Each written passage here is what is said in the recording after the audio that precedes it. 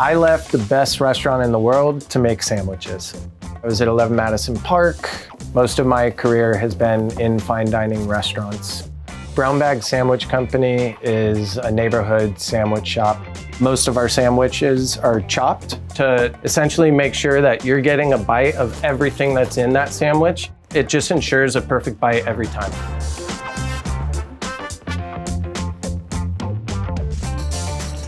Hey guys, I'm Antonio, co-owner and chef of Brown Bag Sandwich Company. It's 8:45, so the first thing I'm gonna do is get our menu set up in our A-frame.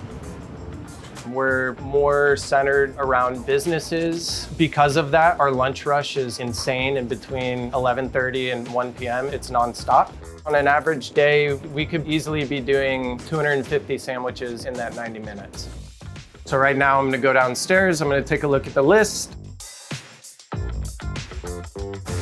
This is Jose. Jose is one of our prep cooks. He's an absolute godsend. He gets here at 6 o'clock in the morning every single day. Jose is gonna be helping us out with the Italian today. We batch out our Italian mixture, which is the base of the sandwich. We like it to marinate for a few hours before service. It actually intensifies the flavor. And on top of that, it makes it efficient for us for when we're in service to be able to produce sandwiches in a timely manner. Everything's weighed out to make sure that the customer is getting the same product over and over. So far, we've gotten most everything into this bowl. So we're gonna add basil. And then what we do is we take a pizza cutter. Because it's in a bowl, the rounded blade allows it to chop through the mixture easier than a knife, and it's quicker than using scissors. So in the Italian, we have prosciutto, soppressata, tomato, cherry peppers, onion, basil, mozzarella, and sharp provolone. I think if we were not chopping the sandwich, it'd be hard to put all these ingredients in there. I mean, how many times have you had a cold cut sandwich? You take a bite, the prosciutto's pulling out, and it's getting everywhere. So this way, it just ensures a perfect bite every time. We also have lists for our prep. Everything's kind of broken down into categories. This is prep that needs to happen first because these are the items that are gonna take a while to complete. I've come from fine dining restaurants, so organization was just kind of like instilled in me. Some might say beaten into me. So Jose is done. I'm gonna go upstairs. In 20 minutes, we're gonna have to start making our catering order.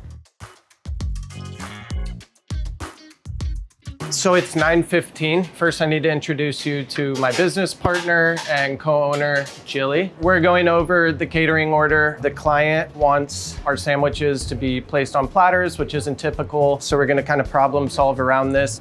As for stickers, when we're putting these on the platter, I think we're gonna have to stand the sandwich up, because if we lay it down, I don't think we're gonna have enough room with the platters. Yep. We actually have a big catering order today, 30 Caesar wraps, 23 turkey club, and then 15 regular Italian and 2 gluten-free. It's like that Henry Ford style assembly. This sandwich line is actually gonna essentially finish off the hot sandwiches that are coming from the griddle right here. So they'll start there, they'll move their way down here. All the ingredients that need to go into each sandwich are gonna complete those and then be passed down. And on the other side of the griddle is gonna be our cold sandwiches. So we kind of try to separate that so the menu mix is spread out and one employee isn't getting hammered with every sandwich. We have kind of sheets up here for all the sandwiches. They have weights on the filling along with the other ingredients that are gonna go on top of the sandwich, both Spanish and English. This is our mixture for the Caesar wrap. So in here we have shredded romaine, chicken that we're making in-house, croutons that we've made in-house, obviously the Caesar dressing. So he's gonna chop this and we're gonna start to fill them, roll them, and wrap them. This is a sandwich once it's been assembled. You can see all the ingredients in there, everything's chopped. It's an even mixture and layout across the sandwich. Someone takes a bite here, here, or here, it doesn't really matter. They're gonna get all of the ingredients in one bite. I'm gonna get started on our Caesar wraps. It's quite literally about a pound of filling in each wrap. Again, we're focusing on making sure it's a consistent bite. We've completed the catering order. We've placed everything on platters. I'm excited to see how the delivery driver is gonna take this and bring it to the location. It is 10:30. Our doors are officially open to the public. We just got our first order. It's gonna be our hot roast beef and cheddar. So we're gonna start with our bread. We use the seeded Sesame Hero. It comes from Parisi Bakery, old school Italian bakery. All of our bread is gonna be toasted in clarified butter. It makes a sandwich a better product at the end of the day. The weights on top of the bread ensure that the bread is gonna get toasted evenly. It's then gonna go into our seasoned beef stock. We have these nice little pasta baskets that have kind of worked out well for us. This is how we're gonna heat up the roast beef itself. On the bottom of the bread is gonna be our brown bag sauce. That was concepted from this product called Ransom Pickle. It's an English product. It's sweet, it's tangy. You could think of it almost like a chunky barbecue sauce. So we have our beef. Next is gonna be our cheddar sauce. We're making this in-house. We could easily just buy pre-made sauce, but I wanna use real cheddar cheese. On top of the cheddar are gonna be fried onions. This is actually a product that I do not make in-house. These are French's fried onions. I love them. They stay crispy forever. Not every sandwich from this shop is gonna be chopped, and the roast beef just doesn't need that additional step.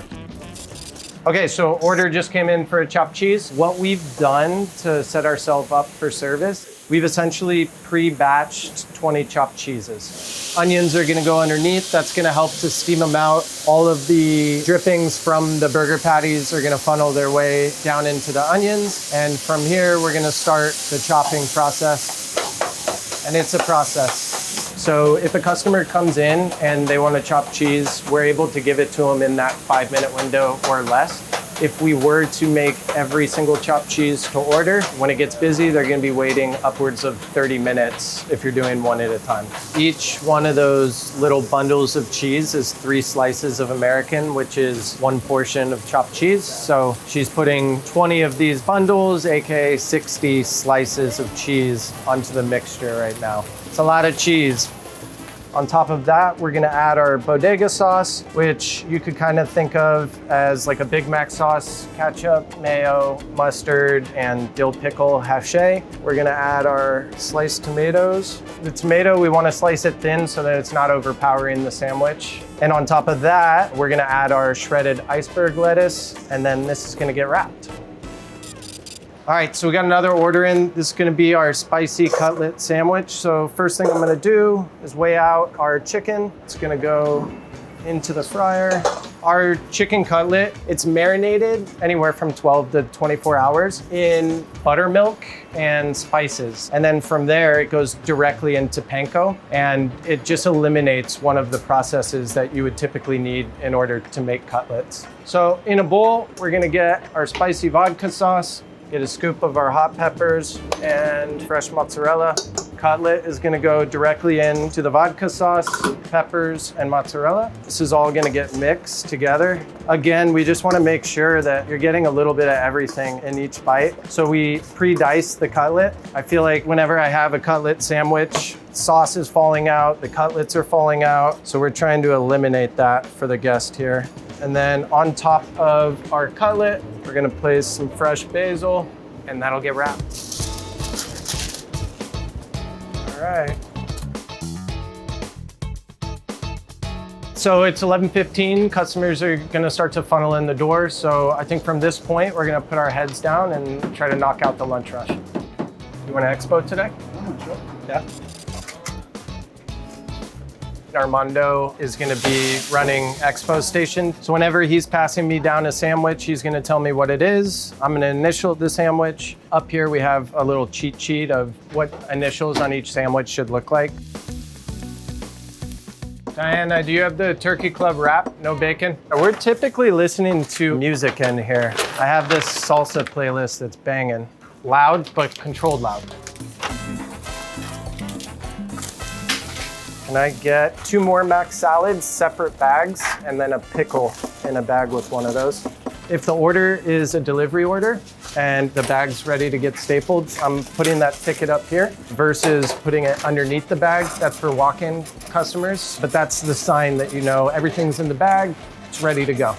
What we're doing with our hot sandwiches is I'm gonna label it. I'm gonna put the ticket number on so that it can't get confused. And this we're gonna hold in our warming drawer. When the delivery driver comes, we can pass the sandwich on, but that way it stays hot for as long as possible. In the wintertime, 45% of our business can be delivery, whereas in the summer when people are walking around, it might be 25-30%.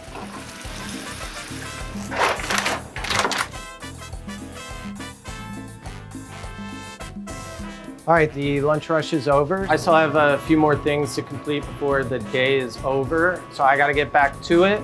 Thank you guys for your time. You guys don't gotta go home, but you gotta get the hell out of here.